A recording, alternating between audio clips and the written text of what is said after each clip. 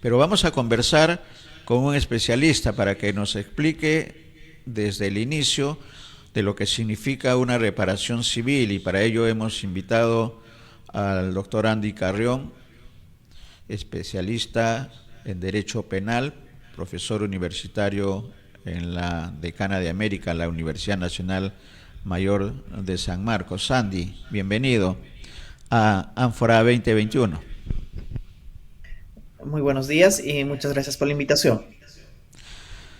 Para iniciar la conversación, con las gracias por la presencia, Andy, ¿qué es una reparación civil para conocimiento de nuestros televidentes que están poco acostumbrados a estos términos, pero que tiene mucha vigencia, sobre todo en los escenarios de corrupción en la que está inmerso nuestro país? ¿Y qué significa las reparaciones civiles?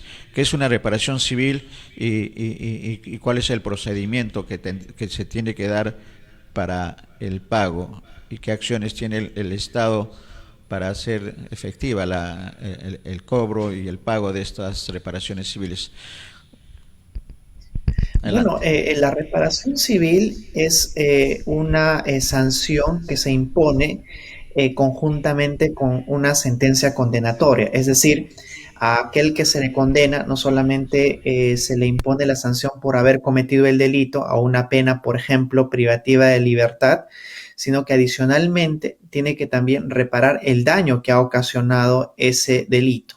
Y lo que hace por lo general el juez es imponer una sanción pecuniaria, una sanción económica que pueda eventualmente resarcir el daño ocasionado. En ocasiones, por ejemplo, en los delitos de corrupción, se suele evaluar esta sanción pecuniaria de acuerdo a, por ejemplo, digamos, los dineros obtenidos ilícitamente de la administración pública. Eh, Esto tiene que ir naturalmente en proporción al daño que se ha ocasionado al Estado. Estos han sido algunas sanciones, por ejemplo, que se han impuesto a Vladimiro Montesinos y algunos otros que han sido sancionados por delitos de corrupción. Actualmente también algunos otros ex funcionarios públicos. Esto naturalmente tiene que ir siempre de la mano de una sanción condenatoria. Así es que lo que intenta el Estado a través de la imposición de una reparación civil es recuperar los dineros que en su momento pueden haberse obtenido de manera ilícita del erario nacional. Eso es en buena cuenta lo que significa una reparación civil. ¿Y qué instancia del Poder Judicial tiene a su cargo hacer el seguimiento del cumplimiento de esta obligación de la reparación civil, Andy? Sí, digamos, el ámbito resarcitorio siempre está delegado a las instituciones de las procuradurías de las instituciones. Por ejemplo, si hablamos de las reparaciones civiles en el ámbito del delito o de los delitos de corrupción de funcionarios, quien tiene que encargarse de promover no solamente el pago de la reparación civil, sino también su recaudación. En este caso, serían las procuradurías especializadas en delitos de corrupción de funcionarios. Y también en el caso de los delitos cometidos, por ejemplo, a raíz de lo que se está investigando en el caso Odebrecht o la Comisión Lavallato, tenemos una procuraduría especializada que promueve el pago de su reparación civil. Así es que en el Perú, legalmente hablando, quien se encarga del pago de las reparaciones civiles es la Procuraduría, dependiendo de los delitos que se están investigando. Por ejemplo, el caso Lavallato, la Procuraduría especializada en este tipo de delitos, y en el caso de delitos de corrupción de funcionarios, las Procuradurías especializadas en delitos de corrupción de funcionarios. Claro, y cómo establecer si se pagaron o no se pagaron en el caso, por ejemplo, de los casos emblemáticos, ¿no? Alberto Fujimori, Vladimiro Montesinos, el general Hermosa Ríos, por decir del inicio de este tema de sanciones penales por delitos de corrupción y de lesa humanidad. ¿Cómo hacer saber el monto de la reparación civil, Andy, y cuánto de esa reparación ha sido ya abonada por los sentenciados? Bueno, quien tiene que hacer el cálculo del monto de la reparación civil es la Procuraduría.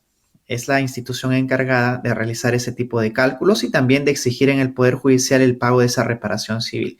En estos casos que estás mencionando, por ejemplo, en el de Vladimiro Montesinos, ya la Procuraduría trató de exigir el pago, no solamente pidiendo la repatriación, por ejemplo, de los fondos que tenía en el extranjero, sino también aplicando el método de la incautación. Si a alguna persona que se le pide que no solamente cumpla una sanción o una condena, sino además el pago de una reparación civil, pues lo que podría hacer la Procuraduría es pedir, por ejemplo, si tiene algunos bienes, que estos le sean incautados para que de esa manera cumpla con el pago, al menos de una parte, de la sanción pecuniaria que se le ha impuesto, en este caso específicamente la reparación civil. En los casos que mencionaste, eso fue lo que se hizo, ¿no? En el caso de Montesinos, por ejemplo, no solamente la repatriación de los depósitos que tenía en el extranjero, sino también la incautación de los bienes que él poseía y también de los demás funcionarios que acabas de mencionar. Esa es una de las formas, la más importante, de exigir el pago de la reparación civil. ¿Y hay la información es pública? Y dónde hacer el seguimiento? Me dice el área periodística de BIS. ¿Cuál es la ruta que se tiene que seguir para saber el monto de la reparación civil, cuánto se ha y cuánto de ella se ha hecho depósito, Andy? Sí, quien hace el seguimiento y quien tiene a su cargo el seguimiento de los pagos de la reparación civil es la Procuraduría. Así es que ellos son los entes indicados a los cuales, por acceso, digamos, a la información pública, debieran también a ustedes trasladarle los datos Claro. de cuánto, por ejemplo, el día de hoy se ha pagado, cuál es el monto que resta, qué medidas han tomado para el pago de las reparaciones civiles. Recordemos que, por ejemplo, el día de hoy Alberto Fujimori, que es uno de los que también ha sido condenado, tiene un pago o la imposición, una sanción de un pago por reparación civil por los delitos de lesa humanidad que él ha cometido. Entonces, quien debe de hacer el seguimiento y también imponer las medidas adecuadas para el pago de la reparación civil en este caso sería la Procuraduría. Así es que son ellos los que tienen que brindar ese tipo de información. Correcto. Una pregunta también que me pasa a prensa tiene que ver, me dice, con estas reparaciones civiles terminan con el condenado o tienen continuidad en la familia de los condenados.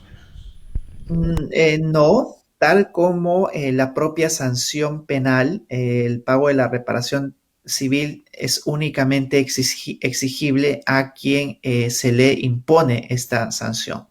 Estos pagos de reparación civil no pueden trasladarse a los hijos, a la hermana o a la esposa, salvo tengan algunos bienes mancomunados, que sí sería posible en determinados supuestos, al menos el porcentaje que les toca a los condenados, pues poder ser motivo de incautación, por ejemplo. Pero estos no son heredables, o sea, quien tiene que pagar es únicamente quien ha recibido este tipo de sanciones. Correcto. La última pregunta que me dicen sobre el tema, Andy, es si no se presiona, si no se exige, también hay una sanción por parte de los procuradores que no ejercen la representación plena del Estado en el caso de estos condenados y obligados a la reparación civil. Bueno, aquí hay un tema importante, ¿no?, que hay que resaltar, y es el hecho de que, así como hay una variedad de procuradurías, que son las encargadas de exigir el pago de la reparación civil y de invocar su cumplimiento, Claro. existen dentro de ellas procuradurías que son mucho más proactivas para la exigencia de este pago y algunas que no. Podría ocasionar esto algún tipo de sanción administrativa, pero no necesariamente algún tipo de sanción penal, quizás omisión de funciones, pero lo que tiene que hacer la Procuraduría, y es el motivo de su existencia en realidad, es promover el pago de las reparaciones civiles y de ninguna manera omitir este tipo de función. En el caso de Fujimori, por ejemplo, nosotros vemos, al menos de lo que la prensa y la información que se maneja, es que no ha cumplido hasta el día de hoy con el pago de su reparación civil.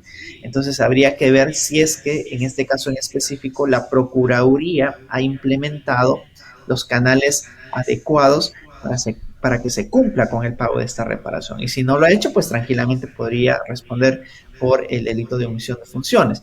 Pero eso necesita como requisito previo también ser motivo de alguna investigación administrativa, porque no significa de que el procurador no exija el pago de la reparación civil y que automáticamente eso pueda ocasionar algún tipo de delito. Yo creo que hay que analizarlo dentro de sus propios cauces adecuados, porque puede ser el caso de que, por ejemplo, Alberto Fujimori no tenga ningún bien que sea motivo de incautación, o alguna cuenta, por ejemplo, también.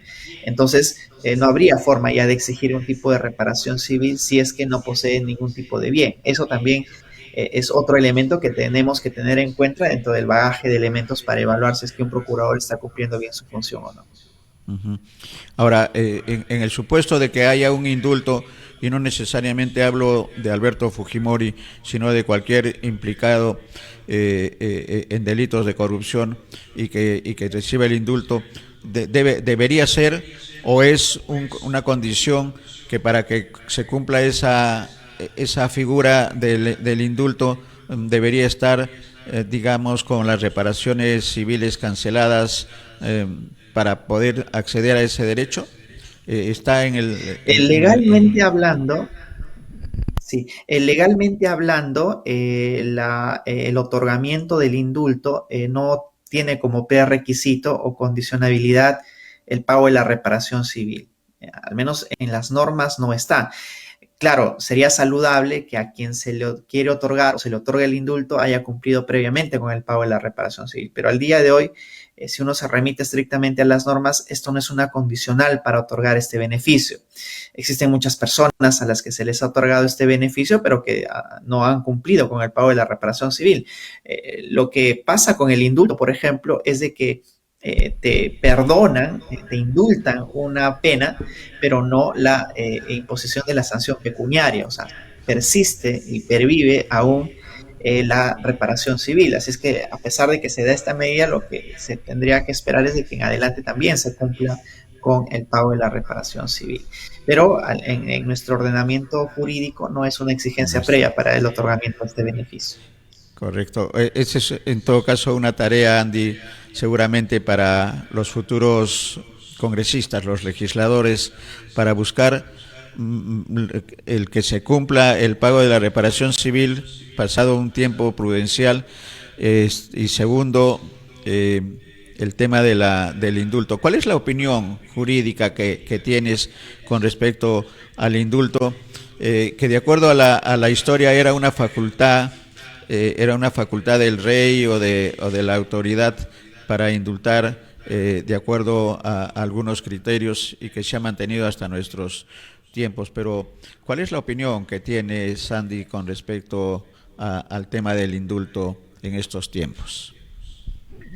El indulto, como bien lo has manifestado, es una figura que tiene mucha historia en realidad y de que fue prerrogativa, hablando históricamente los reyes, ¿no? Del cómo, haciendo gala del poder que tienen, también tenían la prerrogativa judicial de poder indultar algún tipo de sanción.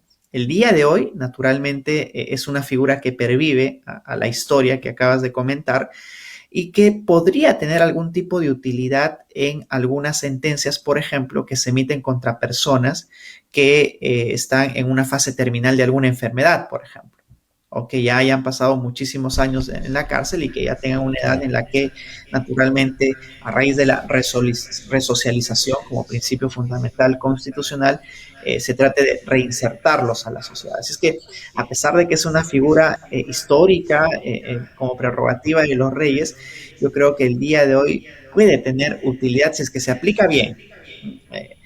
Recordemos que Alan García, por ejemplo, indultó a alguno de los broadcasters de una televisora en algún momento, ¿verdad? Utilizando Sí. quizás de una manera arbitraria esta figura del indulto.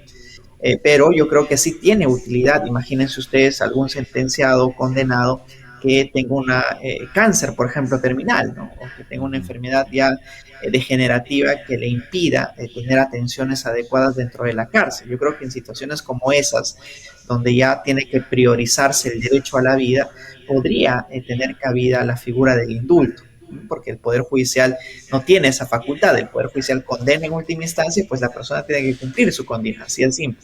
Pero el Poder Ejecutivo, en este caso representado en el presidente de la República, podría tener algunos márgenes, digamos, correctivos dentro del principio de humanidad. Yo creo que si se enfoca desde esa manera, desde el principio de humanidad, podríamos hacer un buen uso, digamos, un uso racional de esta Claro. figura del indulto. Yo no creo, no soy de la opinión de que tiene que descartarse esto en lo absoluto, porque, claro, uno puede hacer mal o bien uso de esta figura, pero yo creo que si se pone estos contornos del principio de humanidad, de la resocialización del reo o de reinserción en la propia sociedad, podría tener algún tipo de utilidad. Yo soy de la idea de que debe de mantenerse, pero bajo ciertos correctivos y márgenes adecuados de uso racional de esta figura, ¿no? Correcto, compartimos esa opinión, Andy, porque se tiene que poner los parámetros y los controles correspondientes al indulto, que tuvo características de escándalo en el gobierno de Alan García, ¿no? El segundo gobierno de Alan García, que se dio indulto a un montón de gente que no cumplía los requisitos, pero que hubo una estela de corrupción detrás de ello impresionante. Impresionante. Entonces, de todas maneras, el indulto debería mantenerse con estos candados que tendría que tener la sociedad. Ese es trabajo para los legisladores. Muchas gracias, Sandy. Si hubiera algo más que comentar y que quede en el tema penal, que es la especialidad tuya. Sí, yo creo que en el ámbito digamos, del contorno de la entrevista en torno a la reparación civil, también, digamos, la ejecución de la reparación y su exigencia depende en gran medida de la capacidad de pago que también tenga el imputado, ¿no? No significa de que la no exigencia del pago de la reparación implique algún tipo de omisión por parte del procurador, sino que el procurador también tiene sus límites, ¿no?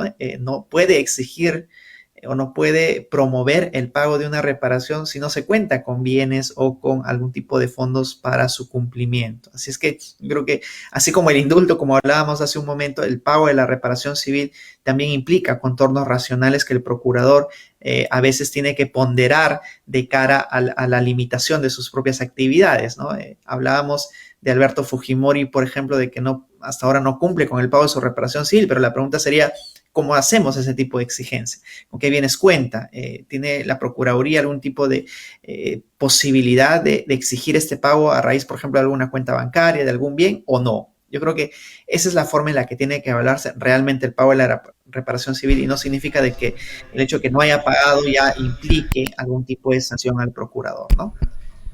Correcto, correcto. Muchas gracias, Andy. Siempre vamos a tener Muchas gracias en a este ustedes. escenario de corrupción motivo para molestar tu opinión y tu comentario, porque siempre vamos a tener temas penales que atender. Creo que están en gestión varios temas de la especialidad tuya. Muchas gracias, Andy, por Muchas esta gracias a ustedes. Muy intervención. buenos días. Buen día.